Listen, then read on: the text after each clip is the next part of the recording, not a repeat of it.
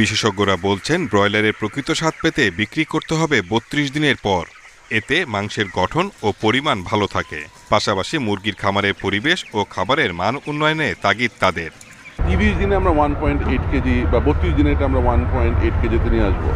এই ধরনের ফিডকে যদি আমরা উৎসাহিত করি, এবং অবশ্যই সেটা তখন সেফার ফিড হবে, ওই ফিডটা কিন্তু অনেক বেশি সেফ হবে, তখন দুদিক দিয়ে লাভ হবে। সেফ ফিড আসবে, খামারিরাও তখন লাভ করতে পারবে, এবং আলটিমেটলি ভোক্তাদেরও লাভ হবে। বিভিন্ন দেশে ২.৫ কেজি বা তারও বেশি ওজনে ব্রয়লার মুরগির চাহিদা বেশি, কিন্তু দেশের চিত্র ভিন্ন। অতি মুনাফার আশায় দ্রুত মুরগি বিক্রি করে দেন খামারিরা। এতে সাময়িক লাভ হলেও ক্ষতিগ্রস্ত হন ভোক্তারা। পোল্ট্রি শিল্পে সামগ্রিক উন্নয়নে সমন্বিত উদ্যোগ নেওয়ার পরামর্শ উদ্যোক্তাদের। ৩৫ দিন অ্যাটলিস্ট রাখা উচিত, 35 ডেজ। তো তাতে হবে কি যে মাসেলগুলো ডেভেলপ হওয়ার জন্য